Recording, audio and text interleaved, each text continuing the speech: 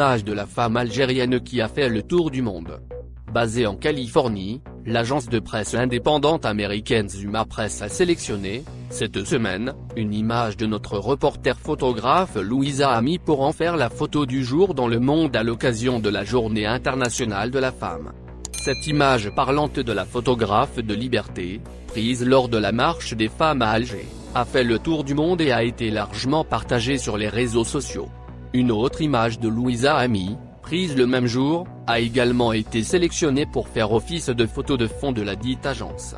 Ce n'est pas la première fois que des images de notre photographe sont sélectionnées de par le monde pour illustrer des événements majeurs qui prévalent dans notre pays. Assaut contre des yeux de débauche à Béjaïa, ce qu'il faut retenir. Les autorités ont enfin entrepris de mettre un peu d'ordre dans la jungle qu'est devenue depuis quelques années la côte ouest de Béjaïa, surnommée par les habitants la Petite Colombie, à cause de ses cabarets, discothèques et bars clandestins.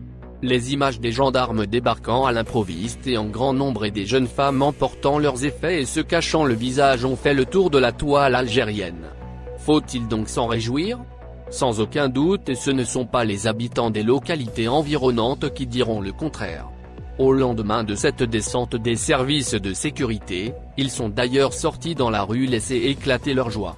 Sauf que, jubiler devant une action conjoncturelle et limitée dans le temps et l'espace risque de faire oublier que le mal est profond et trouve ses racines dans l'ambiguïté de la législation, le laxisme des autorités qui ont laissé faire pour des raisons obscures et les contradictions de la société.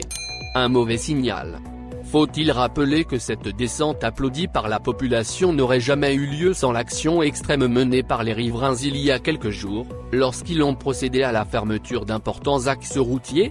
Un autre mauvais signal envoyé aux habitants de tout le pays et de Béjaïa en particulier où le phénomène de coupure de route a pris des proportions insupportables ces dernières années. Il faut fermer un axe routier important pour se faire entendre. Mais là n'est pas le sujet. Il s'agit juste de se demander comment il a été possible pour des commerces d'une telle sensibilité d'exercer sans autorisation pendant des années sans être inquiétés. On parle de la côte ouest de la wilaya de Béjaïa et non de quelques patelins enclavés au fond du désert ou de la montagne. À en croire les dénonciations des habitants, il ne s'agit pas d'une taverne clandestine ou deux, dont l'existence pourrait échapper aux autorités, mais de complexes supposément touristiques imposants, visibles et grouillants d'activité. Enfin, on ne se contente pas d'y servir bière et spiritueux. Il s'agit de boîtes de nuit et de cabarets illégaux où se mêlent prostitution, vente illégale d'alcool, bagarres, tapage nocturne. Bref, des lieux de débauche au vu et au su de tout le monde. L'État a failli. Il a attendu une révolte des riverains pour intervenir et imposer son autorité. Nul ne peut prétendre n'avoir rien vu. D'autant plus que, avant d'en arriver à l'option extrême du blocage de la route, les habitants avaient mené plusieurs actions pour tenter d'alerter l'opinion publique et les autorités locales et centrales. L'État a-t-il opté pour une sorte de tolérance pour pallier une autre de ses défaillances, celle d'avoir découragé l'ouverture d'espaces légaux de distraction ? Regarder le problème en face, et l'aspect religieux mis à part, c'est comprendre qu'il y a une demande dans la société sur les boissons alcoolisées et les distractions nocturnes et que, de ce fait, les bars et les boîtes de nuit doivent exister, dans le respect de la loi et de l'ordre public. Les interdits font le lit de l'informel. C'est aussi comprendre que la nature a horreur du vide et que fermer et interdire c'est faire de la place à l'informel et à toutes les déviances. Certains axes routiers sont jonchés de canettes et de bouteilles vides et la cause est connue de tous, les gens boivent dans leur voiture, ce qui constitue un autre danger grave, parce que parfois ils ne trouvent pas de bar et de bistrot pour le faire. Le gros paradoxe c'est que l'État algérien autorise aussi bien la fabrication que l'importation d'alcool et de vin. Devant le manque d'établissements légaux pour les écouler, s'est-on demandé où finiront toutes les quantités produites ou importées sinon dans les circuits clandestins qui échappent à tout contrôle ? Au début des années 1930, les États-Unis avaient mis fin au régime de la prohibition, soit à l'interdiction totale de la vente d'alcool dans les années 1920, parce qu'il a donné lieu à la prolifération des tavernes clandestines et des réseaux de trafic, dont celui du célèbre Al Capone. En parlant de Béjaïa, il est inconcevable que cette coquette ville sur la Méditerranée, avec des atouts qui peuvent en faire une grande destination touristique régionale, ne puisse pas disposer de lieux de distraction de ce genre. Il est plutôt demandé à l'État d'appliquer la loi dans toute sa rigueur et de veiller à ce que les établissements qui l'autorisent ne deviennent pas source de nuisances, ne soient pas détournés de leur vocation et ne servent pas de lieu pour des activités répréhensibles, comme la prostitution, mère de toutes les débauches. Encore une fois, la vigilance doit être permanente pour éviter de se retrouver dans des situations comme celle à laquelle les gendarmes viennent de mettre fin sur la côte ouest de Béjaïa. Covid-19, l'Algérie va recevoir vendredi 700 000 doses du vaccin Sputnik V. 700 000 doses de vaccin russe anti-Covid-19 Sputnik seront réceptionnées ce vendredi, indique le directeur général de l'Institut Pasteur d'Algérie, le Dr Fawzi Derar.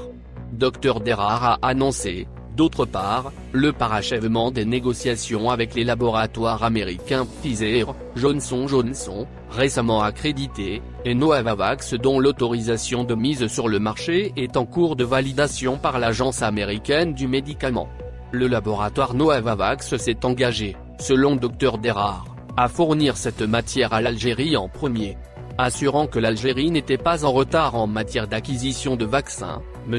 Derar a soutenu que ces allégations ne reposent ni sur des rapports ni sur aucun fondement scientifique. Il a précisé que l'obtention progressive des doses est due à la pression mondiale et à la large demande sur les vaccins, relevant que l'Algérie suit de près tout ce qui se passe dans le monde en termes des variations du virus à l'effet d'acquérir des vaccins plus efficaces en adéquation avec ces changements. Après avoir bénéficié progressivement du vaccin russe et chinois, le même responsable a fait état d'autres consultations en cours avec un deuxième laboratoire chinois pour acquérir les doses nécessaires et accélérer la cadence de la vaccination destinée aux différentes franges de la société. L'Algérie a élaboré une stratégie pour acquérir le vaccin et garantir une large couverture pour 70% de la population, d'autant que la moitié des doses sera obtenue dans le cadre des mécanismes internationaux, COVAX et CDC de l'UN, et l'autre par la négociation directe avec les laboratoires concernés, a-t-il conclu. L'Algérie a déjà réceptionné 50 000 doses du vaccin russe le 29 janvier, sur une commande globale d'1 million d'unités. Elle a reçu 50 000 doses du vaccin d'AstraZeneca et 200 000 doses du vaccin chinois Sinopharm en forme de don de la part de la Chine. Tribunal militaire de Blida, le nouveau procès du général Bouaza. Un nouveau procès impliquant l'ancien directeur général de la sécurité intérieure, DGSI, le général Wassini Bouaza devra être ouvert vers la fin de ce mois de mars au tribunal militaire de Blida.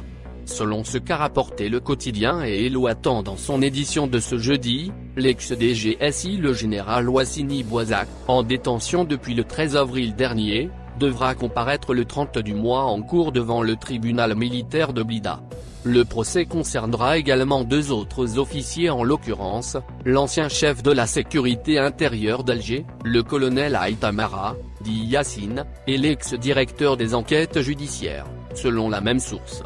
Les trois hommes sont poursuivis pour non-respect des consignes militaires, trafic d'influence, enrichissement illicite et entrave au travail de la justice. Il s'agit de la deuxième affaire de l'ancien DGSI Wassini Bouaza, puisqu'il avait été déjà condamné dans une autre affaire. Condamnation à 8 ans de prison ferme. Il convient de rappeler, en effet, que le principal mis en cause avait été condamné le 23 juin 2020 à 8 ans de prison ferme. 500 000 dinars d'amende pour outrage verbal à corps constitué, humiliation d'un subordonné, faux et usage de faux et détention d'une arme et de munitions de guerre. Un verdict confirmé ensuite par la Cour d'appel criminelle militaire de Blida. Concernant l'accusation d'entrave au travail de la justice, dont il fait face pour le procès du 30 mars, elle concerne son interférence dans l'enquête judiciaire, liée à l'ex-directeur général de la Sûreté nationale, Abdelghani Hamel. Il s'agit selon le même journal, de son intervention, auprès du parquet général près la cour d'Alger et de la Cour suprême, pour la remise en liberté provisoire de la fille de l'ex-DGSN, qui avait été placée sous mandat de dépôt dans le cadre de l'affaire d'indus avantages. Une troisième affaire en instruction. Les soucis de l'ancien DGSI ne semblent pas s'arrêter là, puisqu'une troisième affaire le concernant est en cours d'instruction auprès du tribunal militaire de Blida, ajoute encore le journal Eloi en citant des sources bien au fait. Cette nouvelle affaire concerne des interventions de Wassini Bouaza au profit du candidat Asdine Mioubi lors des élections du 12 décembre 2019. Il s'agit de consignes qu'il aurait données à plusieurs oualis afin de booster la candidature de l'ex-ministre de la Culture. Il devra donc répondre aux accusations d'entrave à l'opération électorale, non-respect des consignes militaires et trafic d'influence. Dis-nous ce que vous pensez et laissez vos avis dans un commentaire. Abonnez-vous et partagez la vidéo. Merci pour votre attention, et n'oubliez pas de rejoindre la communauté Actuel Info, ça fait plaisir de vous voir un nouveau membre.